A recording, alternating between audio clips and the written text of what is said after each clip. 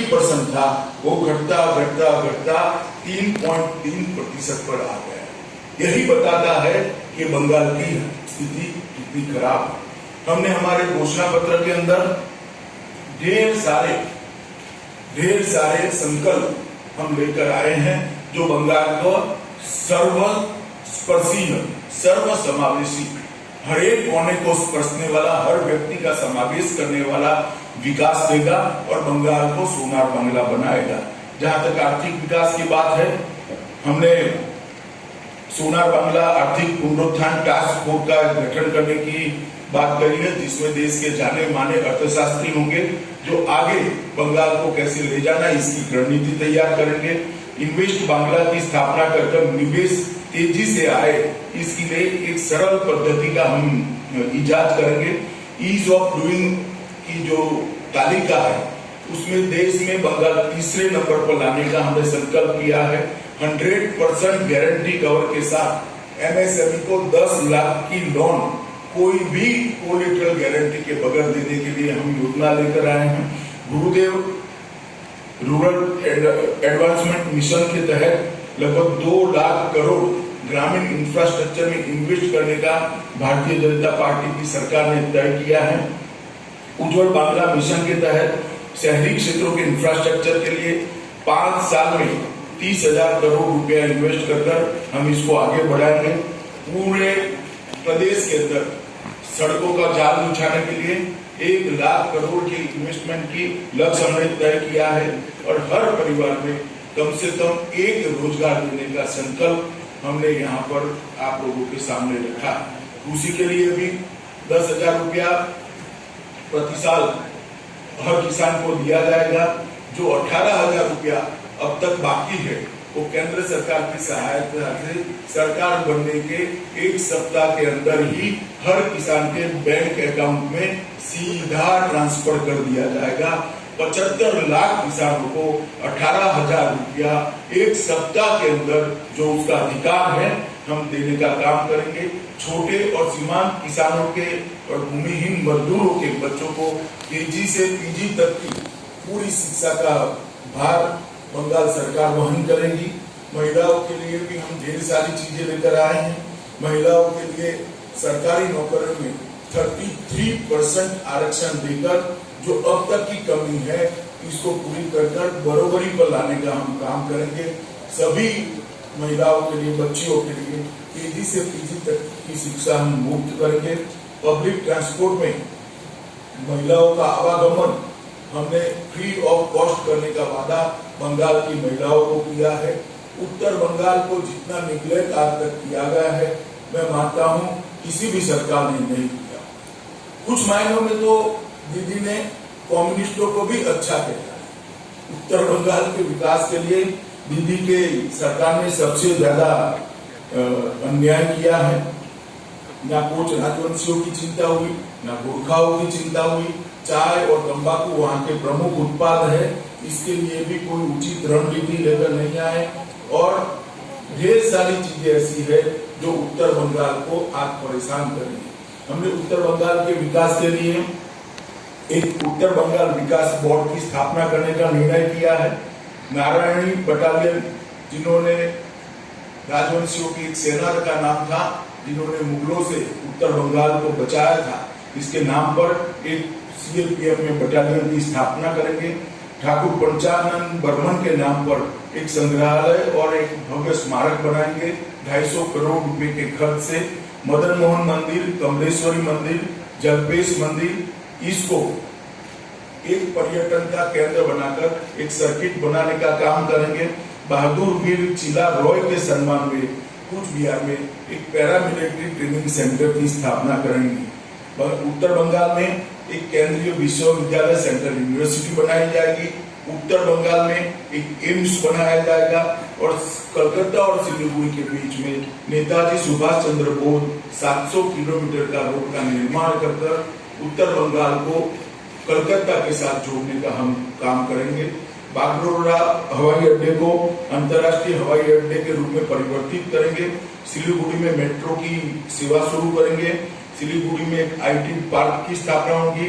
उत्तर बंगाल में अन्नदाता mega food park की स्थापना करेंगे।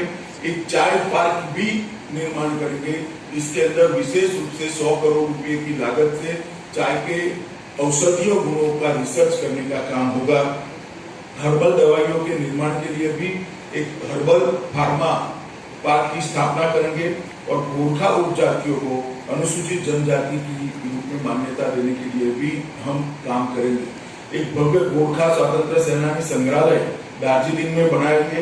राजवंशी भाषा को बढ़ावा देने के लिए राजगोगी भाषा को स्कूलों में कक्षा 10 तक की पाठ्यक्रम में स्थापित करेंगे और जितने भी चाय बागान, सिमिकोना गार्डन और फॉरेस्ट विलेज और डीआई के निवासी है उनको पट्टा देकर जमीन के हम मालिक बनाएंगे।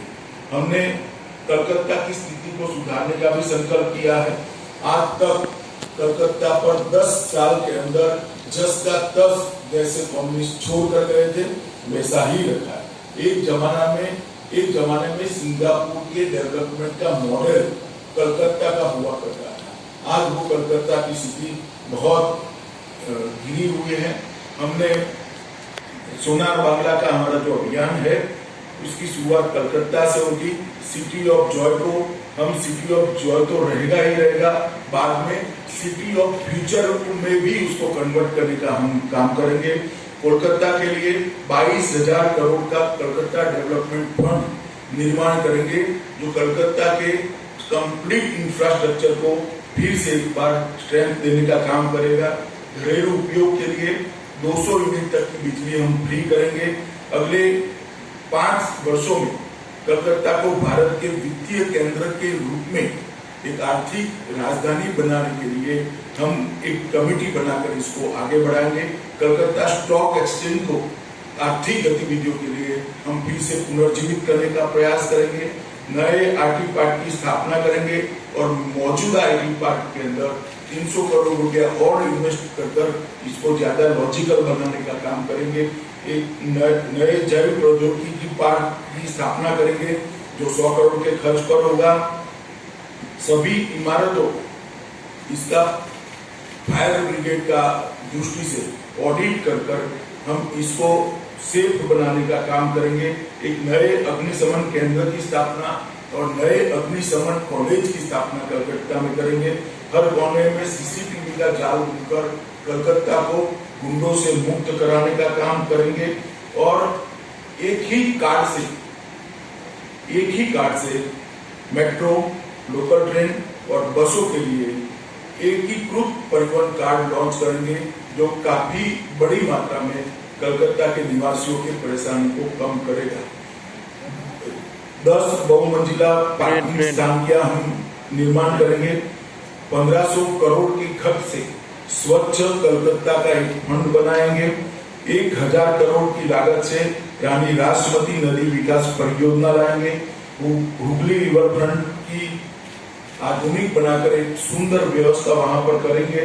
कालीघाट में आदि गंगा नदी को पुनर्जीवित कर उसको कचरे डालने से प्रतिबंध लगाकर फिर से एक बार गौरव देने का काम करेंगे।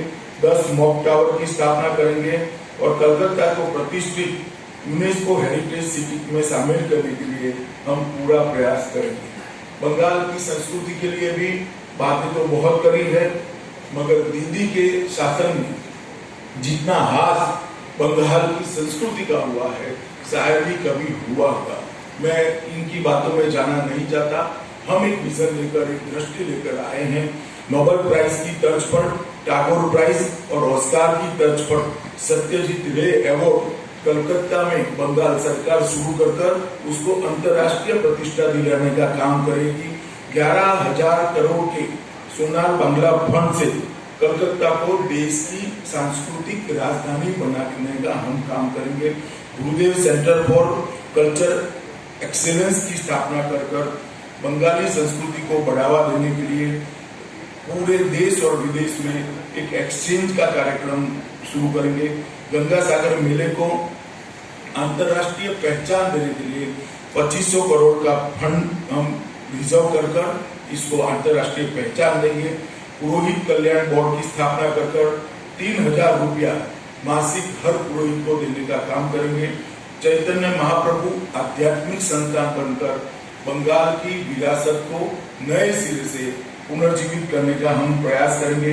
नेताजी को सम्मानित करते हुए देश भर में नेताजी और आजादी हिंद फौज की ऐतिहासिक यात्रा का प्रदर्शन करने के लिए 1000 करोड़ का फंड हम बनाएंगे। संयुक्त राष्ट्र संघ में बंगाली भाषा को आधिकारिक भाषाओं में से एक भाषा के रूप में मान्यता देने के लिए हम प्रयास करेंगे। सरकारी दस्तावेजों, आदेशों और पत्र व्यवहार में बांग्ला भाषा को हम अनिवार्य करेंगे। राज्य भर में टेक्निकल एजुकेशन, मेडिकल एजुकेशन और लीगल प्रोफेशन के एजुकेशन को बांग्ला माध्यम में पढ़ाई की हम पूरी व्यवस्था करेंगे, जिससे बांग्ला भाषा में भी बच्चे पढ़ सकें। कोलकाता में एक विश्व स्तरीय सोनार बांग्ला संग्रहालय का हम निर्माण करेंगे। 60 वर्ष से अधिक उम्र के कीर्तनकारों को 3000 की मासिक पेंशन देंगे। एक आर्टिस्ट ट्रीट का आयोजन करेंगे। बंगाली फूड फेस्टिवल का आयोजन देश भर में और दुनिया भर में करेंगे। 3 दिवस का त्योहार बांग्ला आलो का आयोजन करेंगे और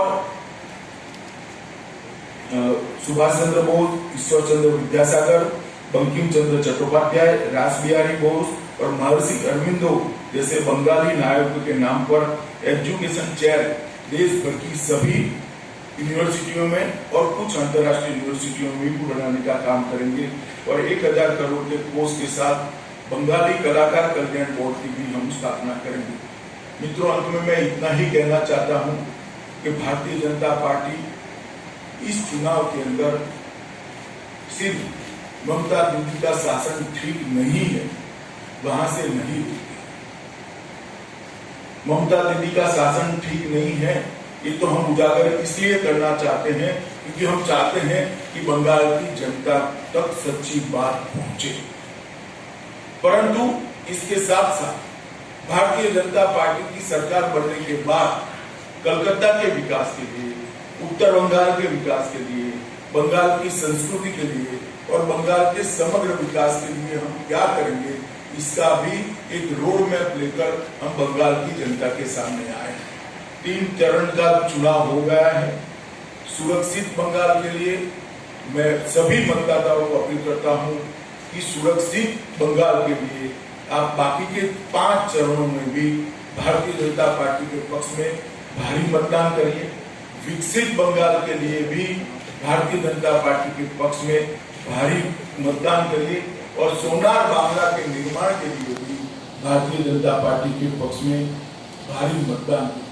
घुसपैठियों की समस्या के निराकरण के लिए वो केवल और केवल भारतीय जनता पार्टी कर सकती है, ना कम्युनिस्ट कर सकते हैं, ना कांग्रेस कर सकती है, ना ममता दीदी कर सकती है। यही ममता दीदी है जिन्होंने घुसपैठियों के खिलाफ उनके नाम मतदाता सूची से कटवाने के लिए 3 बार पार्लियामेंट को डिस्टर्ब किया। आज वही ममता दीदी उनकी संरक्षक बने। कैसे कैसे लोग बदलते हैं मैं तो सोच भी नहीं सकता। यही ममता दीदी है जो एक जमाने में कहती थी कि सीएपीएफ को भेजे, यहाँ पर चुनाव में रेगिंग हो रही है। वही ममता दीदी आज कह रही है कि सीएपीएफ रेगिंग कर रही है। लोगों के विचार कैसे कैसे बदलते हैं जब अपने स्वार्थ और बदलते हैं, अपने स्वार्थ बदलने के साथ लोगों के विचार कैसे बदलते हैं, इसका उत्कृष्ट उदाहरण ममता दीदी है। मैं आज फिर से एक बार इस बात पर बाहर से कहना चाहता हूं कि भारतीय जनता पार्टी की सरकार बनेगी तो सभी शरणार्थियों को सिटीजनशिप अमेंडमेंट एक्ट के तहत भारत की नागरिकता देकर हम उनको सम्मानित भी करेंगे, उनका पुनर्वसन भी करेंगे और हमारे साथ गौरव के साथ अपना जीवन यापन कर सके, इस प्रकार की स्थिति में लाएंगे। अंत में मैं फिर से मोदी जी के नेतृत्व में सोनार बांग्ला के निर्माण के लिए बाकी के 5 चरण में भी यहाँ पर बंगाल की जनता भारतीय जनता पार्टी का उसी तरह से समर्थन करे जिस प्रकार से पहले 3 चरण में करा है। ये विनती कर मेरी बात को समाप्त करता हूँ। वंदे मातरम। ये कह रहा हूं जो दीदी ने नहीं किया। धन्यवाद।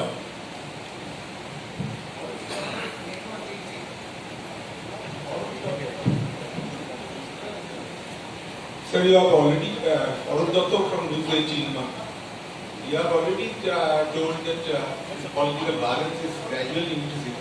तो अभी जो 2-3 फेज इलेक्शन हुआ था, तो उसके बाद में जो देख रहा है political balance, political clash between particularly TMC and BJP is gradually increasing, and not only in between the political party leaders and workers, but also media also being targeted. Yesterday you have already mentioned Rudronil Ghosh and namely Ranjidev Sengupta has been attacked, and media also being targeted. So how far you are hopeful in the forthcoming election that it could be fair, free and fair election? देखिए, मैंने 3 चुनाव बंगाल के नजदीक से देखे हैं। 2016 के चुनाव में भी मैं भारतीय जनता पार्टी का अध्यक्ष था, पंचायत चुनाव में भी मैं भारतीय जनता पार्टी का अध्यक्ष था, तो बंगाल का चुनाव देखता था, और लोकसभा के चुनाव भी देखे। आप सभी ये बात को स्वीकार करेंगे कि तीनों चुनाव की अपेक्षा इस बार हिंसा कम हुई, और ये जो फ्रस्ट्रेशन है दिल्ली का कि सीआरपीएफ का घेराव कर दो, वो उसी के कारण है क्योंकि उनके चुनाव जीतने का एकमात्र आधार हिंसा हुआ करती थी, जो इस बार नहीं कर सके।